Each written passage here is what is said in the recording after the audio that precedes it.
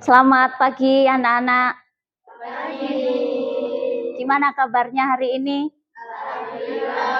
Alhamdulillah, puji syukur berarti ya. Oh iya, coba yang masih ada sampah di bawah, di meja, mungkin kalau ada kertas-kertasnya bisa dibuang dulu di tempat sampah. Terima kasih untuk perhatiannya.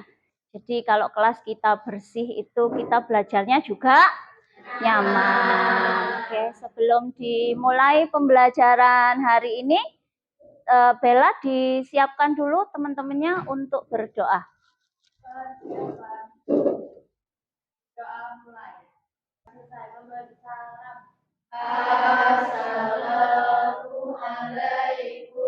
warahmatullahi wabarakatuh. Waalaikumsalam warahmatullahi wabarakatuh. Oke, Bu Ririn absen dulu ya untuk hari ini. Agus Setiawan? Izin. Oke. Kemudian ada Asfia, Bintang Maharani, Deli Nabila, Nia, Nur Indah, Bella, Rahmadanti, Rodila, Sayeba, Siva, Talita. Talita hadir. Ada yang belum terpanggil? Lengkap ya? Alhamdulillah. Yang nggak masuk hari ini berarti 2. Oke, sebelum pembelajaran dimulai, alangkah lebih indahnya hari ini supaya membangkitkan jiwa patriotisme, jiwa Pancasila kalian, silahkan menyanyikan lagu Indonesia Raya dulu sama Nailus. Silakan Nailus dipimpin teman-temannya. Hiduplah Indonesia Raya, 1, 2, 3. Indonesia tanah airku, tanah tumpah darahku. Di sanalah aku berdiri, jadi pandu ibuku. Oke, terima kasih Nailus. Kalian bisa duduk di tempatnya masing-masing. Ya, sebelum pembelajaran hari ini dimulai, Bu Ririn akan bagikan modul untuk materi hari ini, gitu ya. Jadi silahkan nanti bisa dibaca modulnya, dibaca dulu, kemudian nanti kita akan membahas materi untuk hari ini. Sebelum materi ini kita bahas, hari ini Bu Ririn akan memberikan pretest dulu atau penilaian dulu, gitu ya. Jadi nanti kalian silahkan dikerjakan. Saya kasih waktu 5 menit untuk mengerjakannya. Soalnya tidak sulit. Yang dikerjakan nanti adalah asesmen awal peserta didik, ya. Dan di halaman 1 aja dulu. Yang dikerjakan di halaman 1. Oke, silahkan.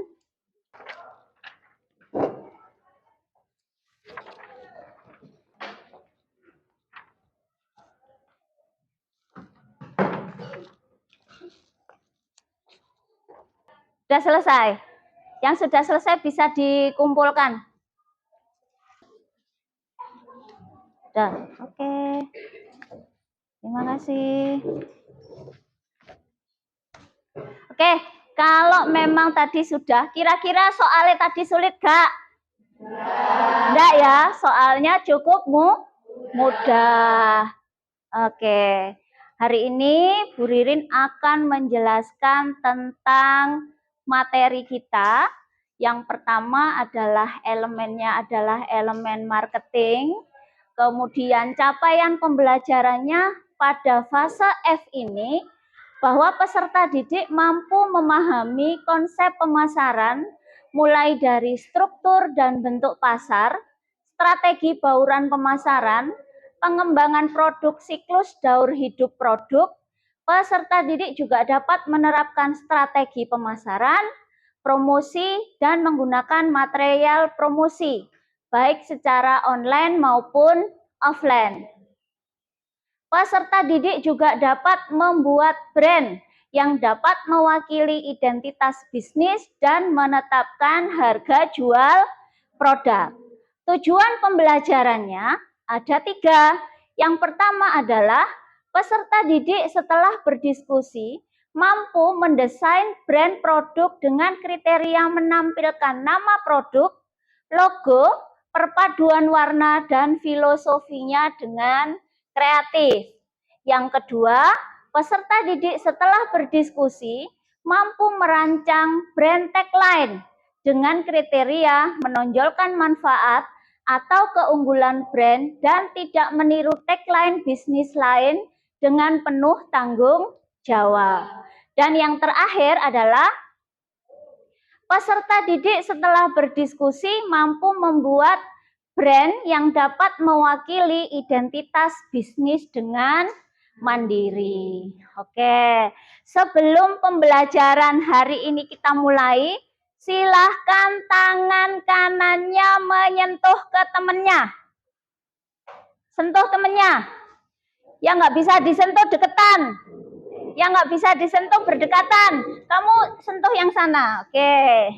Sentuh temennya sambil bilang, "Hai temanku." Hai temanku. Sambil ditepuk-tepuk pundaknya ya. "Hai temanku." Hai temanku. Sehat kan hari ini? Sehatkan hari ini.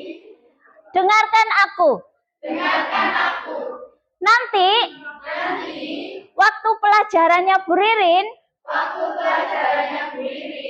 dengarkan dengan baik. Dengarkan dengan baik. Jangan tidur. Jangan tidur. Semangat ya. Semangat ya. Oke, tepuk tangan. Sekarang gantian. Yang tangan kiri. Hai temanku. Hai temanku. Ojo ndowe hae. Ojo ndowe hae. Ojo dulinan HP. Ojo dulinan HP. Perhatikan materinya. Perhatikan materinya. Biar kita tambah pintar. Tambah pintar. Aku doakan jodohmu deket. Amin. Oke, tepuk tangan. Ada yang bilang aminnya kewenceng gitu ya. Oke, masih semangat? Masih. Oke, gitu ya. Nah, yang kita bahas hari ini adalah tentang brand atau branding. Gitu ya. Kalian tahu nggak apa itu branding? Siapa yang pernah datang ke supermarket? Oke. Pernah. Kamu beli apa di sana? Beli kebutuhan pokok. Beli Kebutuhan pokok. terus Jajanan. jajanan. Oke. Kemudian ada lagi siapa lagi yang pernah datang ke pasar tradisional? Ke pasar tradisional pernah? Pernah? Pernah. Kira-kira beli kebutuhan apa? Sayur. Ikan, bumbu dapur, pinter sekali. Nah, di pasar tradisional itu produk yang dijual kira-kira ada brandnya enggak?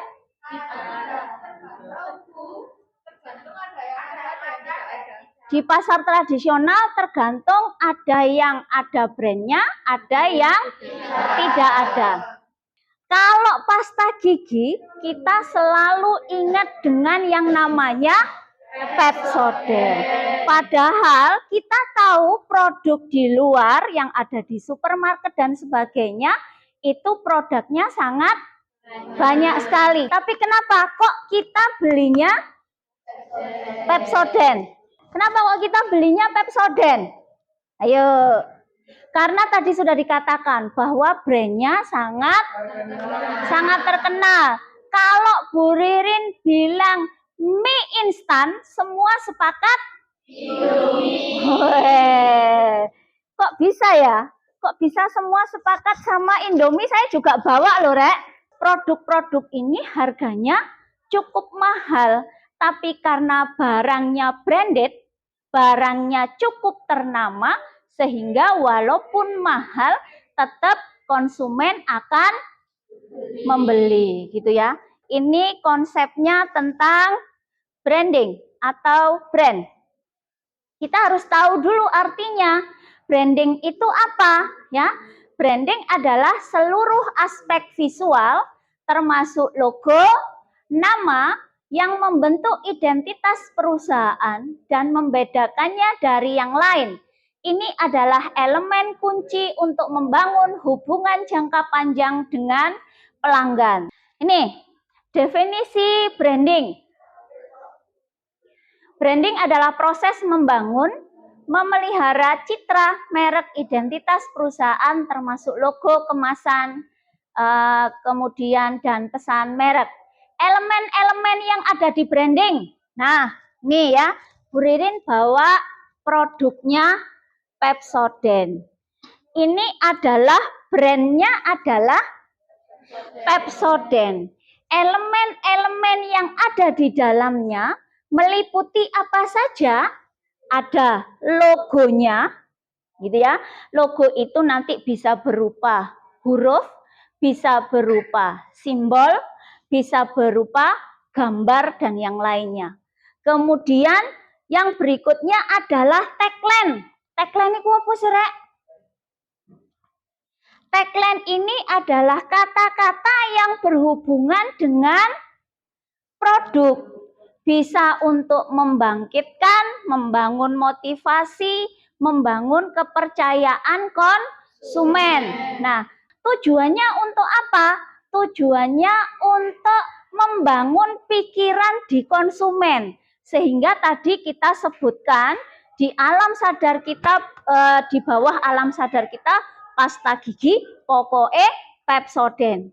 Yang make pasta gigi Pepsodent mulai dari zaman nenek saya dulu sampai sekarang masih tetap pakai Pepsodent. Jadi akan mempengaruhi pikiran dari konsumen. Nah, itu ya tujuannya.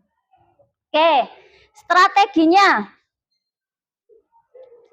Berikutnya nilai penting dari branding itu di dalam bisnis. Yang pertama, karena brand itu adalah identitas, maka dia akan menjadi pembeda dari produk yang lain. Masing-masing produk itu pasti punya keunikannya sendiri. Pasti punya keunikan sendiri, ya. Keunikannya macam-macam. Oke. Kemudian yang kedua, branding membantu merek untuk membedakan dirinya dari kompetitor. Yang ketiga, karena brandnya tadi memorable, mudah diingat, unik, singkat, padat, dan jelas gitu ya. Kata-katanya juga mudah diingat sehingga dia akan dapat mempermudah memasarkan sebuah produk. Oke, kita lanjut dulu. Sampai sini ada yang belum mengerti? Sudah, oke, kita lanjut dulu ya. Fungsi dari branding. Yang pertama adalah membedakan dari kompetitor, menumbuhkan loyalitas konsumen. Jadi kita nggak pernah pindah ke lain produk ya. Kok pindah ke lain hati, kita nggak pernah pindah ke lain produk. Walaupun banyak produk-produk yang sejenis, tapi kita tetap memilih produk yang kita maui. Atau dari brand-brand yang terkenal gitu ya. Membangun kesadaran merek. Oke. Bagaimana sih cara membuat branding yang efektif itu yang pertama harus pengenalan logo, ya. Pengenalan logo membuat logo yang sederhana tetapi elegan, kemudian dengan citra pelanggan sesuai dengan targetnya. Pernah tahu susu Prenagen? Prenagen pernah tahu? Nah, susu untuk ibu hamil. Berarti targetnya siapa? Targetnya adalah ibu hamil. Berarti itu produk khusus konsumennya untuk ibu hamil. Makanya kalau kita membuat logo harus diperhatikan juga ke target yang akan kita tuju nantinya. Siapa konsumennya? Nanti disesuaikan logonya seperti apa, tagline-nya seperti apa, gitu ya. Oke. Yang berikutnya adalah pemasaran melalui cerita. Nah, melalui dari mulut ke mulut ini sebenarnya adalah bentuk promosi yang sangat luar biasa. Kenapa? Karena nggak perlu iklan bayar yang mahal. Pakai aja, aku lek pasta gigi, pakai aja Pepsodent. Ya. Jadi ini adalah promosi dari mulut ke mulut, dari cerita orang. Sehingga luar biasa, brand itu benar-benar akan membangun sebuah produk yang sangat luar biasa yang kita inginkan atau kita maui. Kemudian konsistensi merek. Merek yang konsisten pada setiap outlet atau promosi mampu meningkatkan brand recognition. Kemudian yang terakhir adalah inovasi dengan merek. Membuat merek yang inovatif itu mampu mencerminkan potensi bisnis untuk masa depan. Jadi merek ini sama seperti sebuah visi. Ya. Visi, sama seperti visi. Visi itu apa sih, Rek? Visi, ada yang tahu visi? Tujuan. Visi itu sama dengan tujuan. Ada lagi? Visi adalah impian. Visi adalah harapan. Visi adalah cita-cita. Cara mempromosikannya, cara menjualnya, itu sama dengan misi.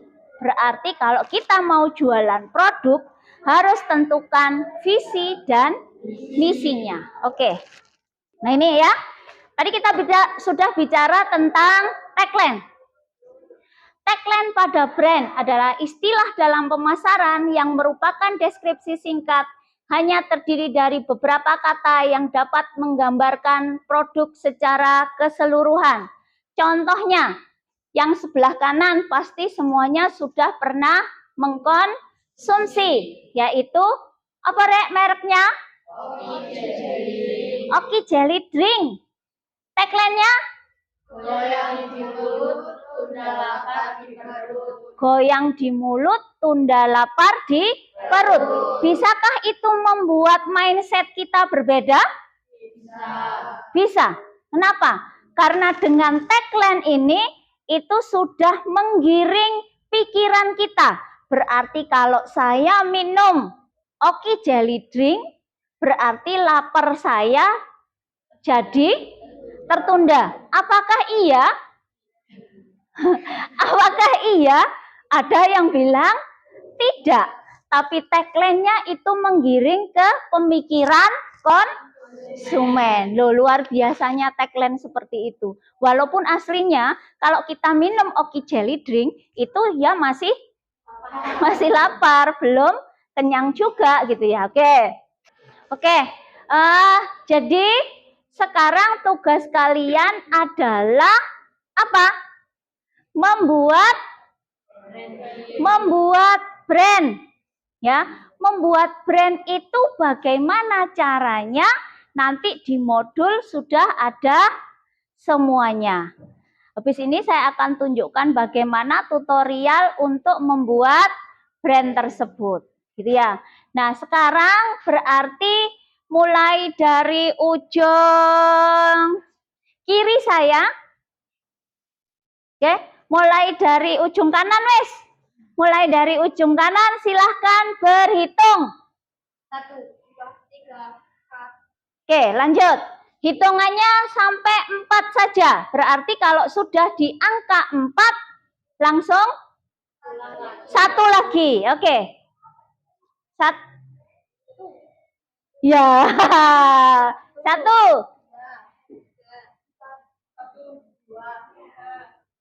Lanjut. 1, 2, 3, 4. Oke, silakan berdiri semua dulu.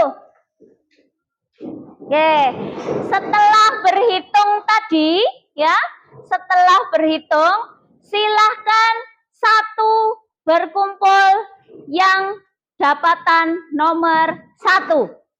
Yang 2 dengan 2, 3 dengan 3, dan 4 dengan 4. Silakan. Ayo, silakan berkumpul. Oke. Tugas kalian sekarang adalah menyelesaikan LKPD. LKPD-nya adalah bagaimana menentukan, mendesain, dan membuat brand. Jadi tugas kalian hari ini hanya mendesain brandnya. Serta nanti kalau sudah didesain, dibuat brandnya di aplikasi Canva. Didiskusikan dulu. Oke ya, kelompoknya berarti tadi sudah ditentukan ada 4 kelompok. Kelompok 1 itu nanti akan membuat brand makanan pedas. Makanan pedas. Kelompok 2 membuat brand makanan sehat. Kelompok 3 mana? Kelompok 3 kalian membuat brand minuman sehat. Dan kelompok 4 membuat brand minuman yang kekinian. Oke, paham ya? Paham. Nanti silahkan didiskusikan, tetapi tugasnya tetap individu. Kalian nanti bisa komunikasikan. Kira-kira makanan yang sehat, minuman yang sehat itu klasifikasinya seperti apa. Nanti bisa didiskusikan dengan masing-masing kelompoknya. Oke, sekarang saya kasih LKPD-nya dulu. Tadi dapat apa brandnya? Minuman sehat. Didiskusikan ya. Makanya harus didiskusikan biar produknya tidak sama sehingga nama brandnya nanti juga beda. Jangan sampai ada yang sama.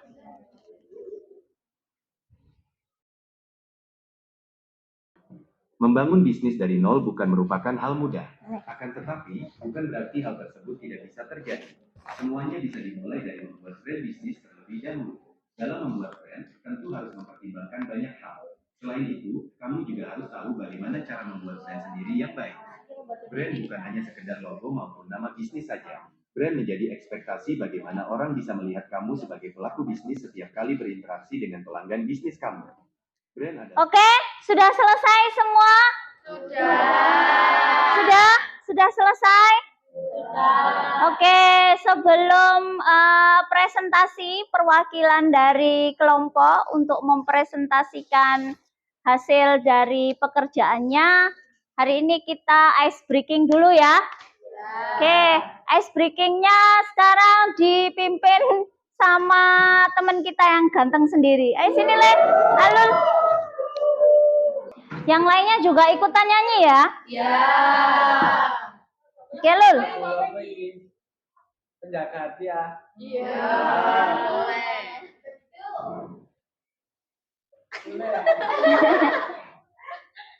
Nyanyi bareng lo ya.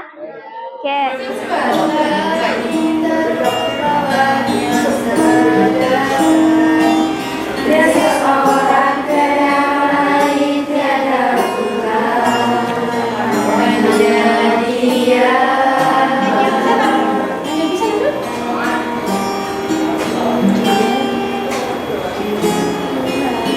Dia buatku nyaman.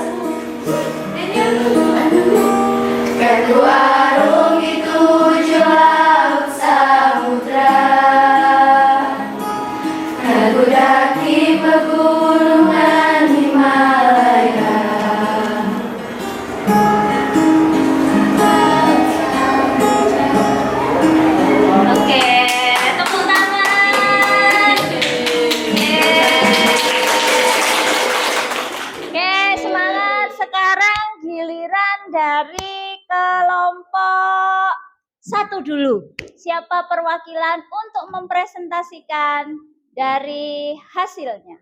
Silakan dibuka hasil dari kerja kelompoknya kelompok 1. Nah, sudah ya? Oke, silakan dijelaskan kira-kira bagaimana hasil diskusinya tadi. Assalamualaikum warahmatullahi wabarakatuh. Waalaikumsalam warahmatullahi wabarakatuh. Hai semuanya, selamat pagi. Saya Asyuri Saida. Di sini saya akan mempresentasikan hasil dari logo produk saya. Sebelum itu saya akan menjelaskan terlebih dahulu jajanan pedas apa yang saya pilih. Saya memilih jajanan pedas yaitu basreng pedas. Di sini kira-kira ada yang tahu nggak kenapa sih saya memilih basreng pedas? Iya, kenapa? Iya. Ya, benar sekali. Dari yang terkenal, viral, dan lain-lain. Tapi selain itu, saya memilih basreng pedas juga karena diminati dari banyak golongan, baik dari golongan remaja maupun orang dewasa. Kita lanjut ke pembahasan awal, yaitu mengenai logo produk saya. Bisa kalian lihat di situ, di grup. Itu adalah logo produk saya yang saya beri nama dengan Badas, yang diambil dari singkatan basreng pedas dengan tagline jagonya pedas. Dari sini apakah ada yang ditanyakan mengenai logo produk saya? Loh, ada yang tanya, silakan. Iya, silahkan. Perkenalan diri dulu. Berdiri terus diperkenalkan diri dulu. Perkenalkan, nama saya Malik Soleha. Izin bertanya, bisa dijelaskan filosofi warna yang kamu terapkan di logo tersebut?